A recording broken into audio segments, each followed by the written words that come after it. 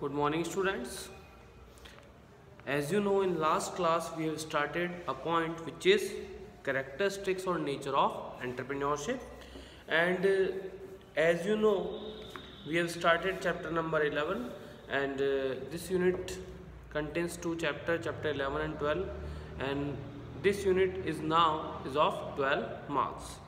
So we have started some features of entrepreneurship. The first is innovation, second is creative activity, and the third is risk bearing.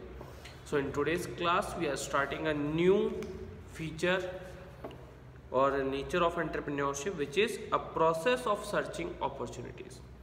Entrepreneurship is the process of finding opportunities. Entrepreneurship एक ऐसी process है जिसमें हम opportunities को find out करते हैं.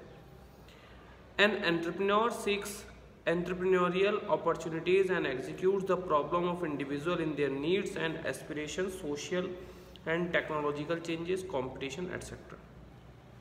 कि जो एंटरप्रेन्योर है वो एक अपॉर्चुनिटीज़ जो होती है उन्हें तैयार करता है एक इंडिविजुअल की प्रॉब्लम्स को आइडेंटिफाई करके, उनकी डिज़ायर को देख के, सोसाइटी में जो चेंजेस हो रहे हैं और टेक्नोलॉजी में जो चेंजेस हो रहे हैं उसको देखते हुए या कंपटीशन को देखते हुए कि इन चीज़ों की वजह से जो अपॉर्चुनिटीज़ आपको मिलती है, ठीक है, as there is no small hotel और restaurant for eating an industrial area, entrepreneur open a new tiffin centre to find new opportunities in the problem of individual.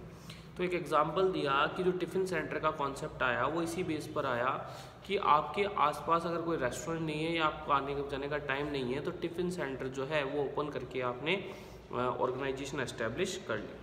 इसका मतलब है कि प्रॉब्लम्स को आइडेंटिफाई करके, लोगों की डिज़ायर्स को आइडेंटिफाई करके we can start an entrepreneurship.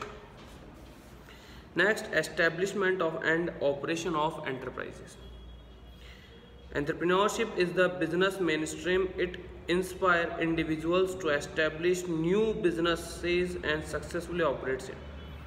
कि एंटरप्रेन्योरशिप का मतलब है कि बिजनेस को स्टार्ट करना, ठीक है. ये एक इंडिविजुअल को न्यू बिजनेस एंटरप्राइज ओपन करने के लिए, एस्टेब्लिश करने के लिए इंस्पायर करते हैं और उसे सक्सेसफुली ऑपरेट करने के लिए. Entrepreneurship can only be established by establishing innovative ventures in society. कि जो हमारी सोसाइटी है उसमें कुछ नया वेंचर लगाने का, कुछ नया करने का आपको मोटिवेशन मिलता है. It is impossible to create new industrial unit in the absence of his. और अगर एंटरप्रेन्योरशिप नहीं है तो न्यू एंटरप्राइजेज भी एस्टेब्लिश नहीं होगी. Is it clear? The next it is the result of high achievement and ambitions. भाई सीधी सी बात है, अगर हमारे कुछ एस्पिरेशन नहीं होंगे, कुछ नए एम्बिशंस नहीं होंगे तो हम वही काम करेंगे जो बाकी दुनिया करती हुई आ रही है और करती हुई जा रही है.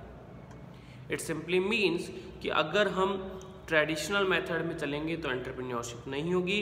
अगर हमने कुछ नया सोचा है, अगर हम कुछ नया ऊंचा करने की सोच रहे हैं, हमारे कुछ नए हमारे एस्पिरेशंस हैं, एम्बिशंस हैं, तो ही एंटरप्रेन्योरशिप होगी. क्योंकि हम उसको पूरा करने के लिए जब कुछ नया लेकर आएंगे तो एंटरप्रेन्योरशिप स्टार्ट हो जाएगी. Entrepreneurship is the result of high achievement aspirations. कि आप जो अचीव करना चाहते हैं, हाई अचीवमेंट जो चाहते हैं, एस्पिरेशन जो है, उसी को इन्होंने एंटरप्रेन्योरशिप कहा है. Entrepreneurs always took forward to work hard and struggle to fulfil the ambitions of their achievements. कि एंटरप्रेन्योर्स जो होते हैं वो हमेशा फ्यूचर को देखते हुए हार्डवर्क करने के लिए और अपने एम्बिशंस को फुलफिल करने के लिए, स्ट्रगल करने के लिए वो तैयार रहते हैं. They want to achieve their goal anyhow. और उन्हें अपना गोल्स क्लैरिटी के साथ पता है, उन्हें वो गोल अचीव करना है किसी भी कंडीशन पर, any how. Gallman has written that entrepreneurs are devoted to the goal of higher achievement and are not satisfied without receiving them. कि एंटरप्रेन्योर्स जो होते हैं वो हाई अचीवमेंट्स के लिए होते हैं और जब तक उनको नहीं मिलता तब तक वो सेटिस्फाई नहीं होते हैं. Is it clear? इसका मतलब है high achievements motivate the person to start a new entrepreneur which is called as entrepreneurship. Based on principle, not on intuition. Intuition का मतलब है कि हम चाहें कि हमारी इच्छा के हिसाब से हो, ठीक है, ऐसा नहीं है. इसके मतलब है कि आप एंटरप्रेन्योरशिप स्टार्ट अपनी इच्छा के या अपने आपको जो सही लगता है उसके बेस पर नहीं होगी, आपको वही प्रिंसिपल्स फॉलो करने होंगे जो एक ऑर्गेनाइजेशन के एस्टेब्लिशमेंट से रिलेटेड होते हैं। ठीक है, entrepreneurship is based on principle, it is not based on intuition of a person. Intuition का मतलब डिज़ायर के ऊपर, या आप जब डिज़ायर आपके डिज़ायर के बेसिस पर आपने डिसीजन लिया उस पर बेस्ड नहीं है। You have to take decision scientifically और scientifically based principles. Entrepreneurship is based on the principles of business science.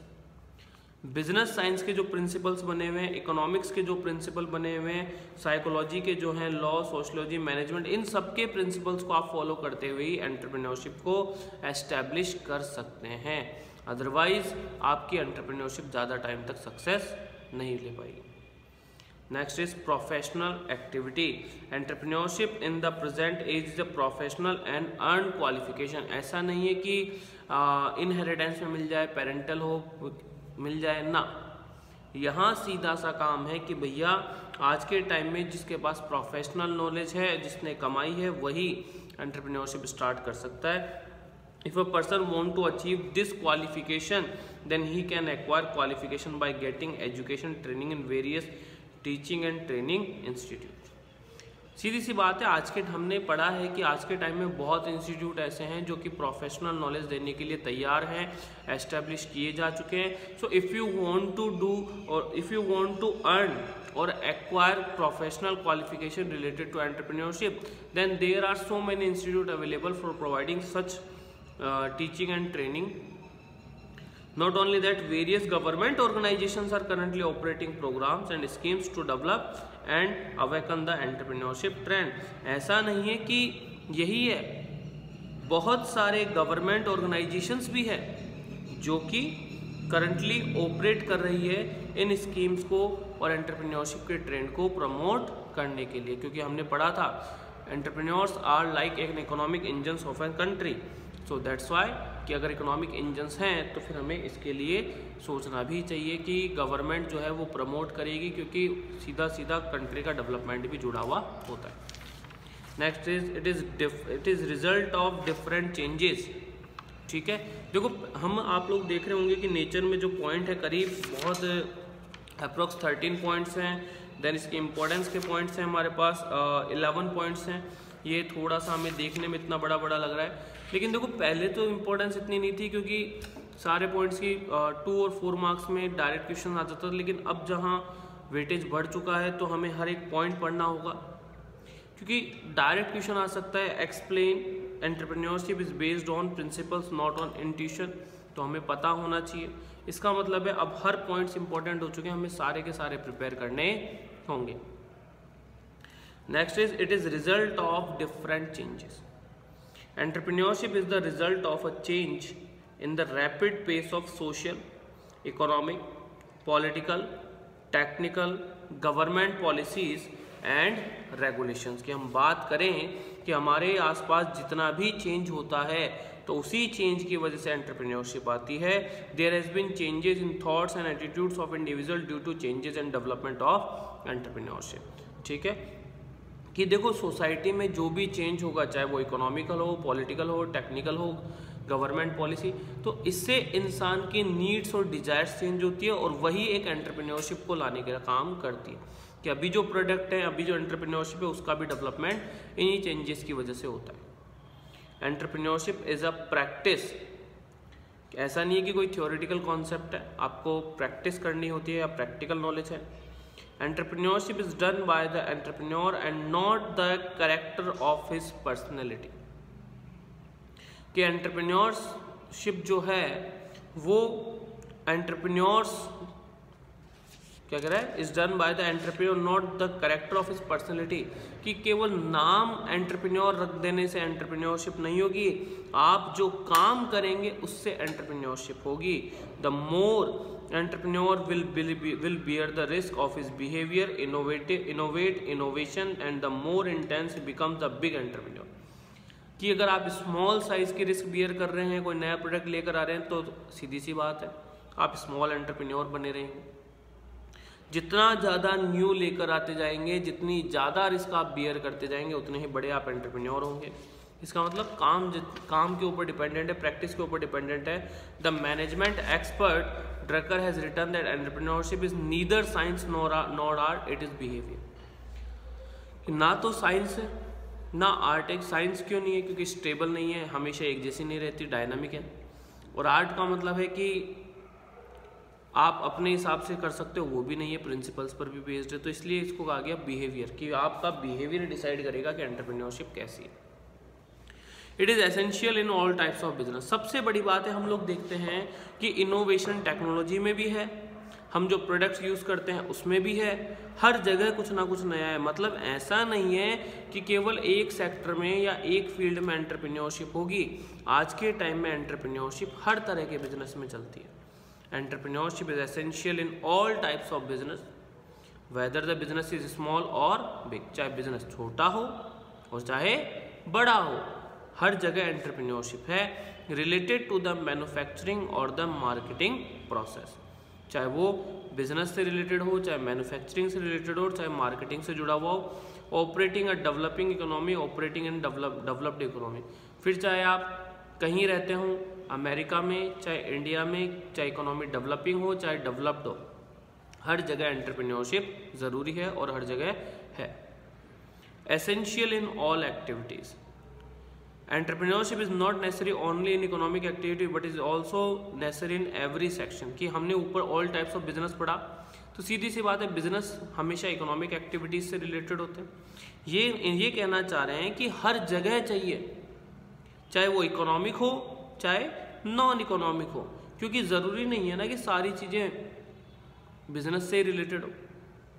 But is necessary in every action. Like education sector की हम बात करें, हेल्थ सेक्टर की हम बात करें, तो जो गवर्नमेंट लेकर आती है नई मशीन्स वगैरह, वो जो है वो एसेंशियल से ऑल एक्टिविटीज़ में आ जाएगा। ठीक है। और next is different types of entrepreneurship की हम बात करते हैं।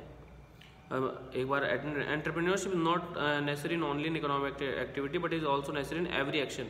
In addition to the economic sector, in the area where there is no courage decision or take risk or to make a choice, there is a greater need for entrepreneurship.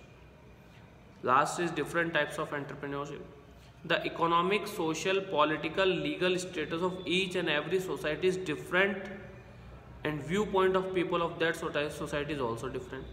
कि अगर हम बात करें कि रिलेटिविटी का मतलब है जैसे कि जहाँ आप रहते हैं वहीं का एनवायरनमेंट आपको इफेक्ट करता है, वहाँ के लोग, वहाँ का स्टेटस। तो ये कहना चाह रहे हैं कि हर सोसाइटी का अलग अलग होता है, हर जगह का अलग अलग होता है। In such a situation the differences are found in types of entrepreneurship. और इसी की वजह से एंटरप्रेन्योरशिप भी डिफरेंट होती है। It can be known by personal entrepreneurship, centralised entrepreneurship, decentralised entrepreneurship, small entrepreneurship, major entrepreneurship, traditional entrepreneurship, innovative entrepreneurship. These are the types of entrepreneurship. कि for example individual to individual change हो रही है तो personal है। Central government या central power के basis के जिनके पास पावर है वो लोग कर रहे हैं तो सेंट्रलाइज्ड है। जो पावर सबके बीच में 2 और मोर टायर्स में बांट दी तो उसके बाद जो हो रही है वो डिसेंट्रलाइज्ड है। इंफ्रास्ट्रक्चर और की सेक्टर से रिलेटेड कर रहे हैं तो मेजर एंटरप्रेन्योरशिप है। जो लोग करते हुए आ रहे थे वही लोग कर रहे हैं तो ट्रेडिशनल है। और कुछ नया कर रहे हैं तो मतलब जो ट्रेडिशनल प्रोडक्ट्स है उसी में कुछ नया कर रहे हैं तो वो ट्रेडिशनल, और बिल्कुल नया लेकर आ रहे हैं तो इनोवेटिव एंटरप्रेन्योरशिप है। In addition to the above feature, इसके अलावा according to the expert attributes of entrepreneurship are included in that entrepreneurship is based on knowledge accomplish of the action of personality actuation. कि इसके अलावा हम बात करें तो जो एंटरप्रेन्योरशिप है उसमें नॉलेज और हमारी पर्सनैलिटी क्रिएशन मतलब हमारी क्रिएटिविटी को भी शामिल किया गया है। कि ऐसा नहीं है कि केवल इन सब के यही नेचर है। एंटरप्रेन्योरशिप जो है वो इंसान के डिसीजन लेने की नॉलेज या नॉलेज जिसके बेस पर वो डिसीजन लेगा और उसकी पर्सनैलिटी इन पर भी डिपेंडेंट होती है। Is it clear student? So in today's class we have discussed we have completed the characteristic or nature of entrepreneurship. It consists 13 points which have equal importance. So in next class we will discuss about the importance of entrepreneurship and then qualities of entrepreneur. So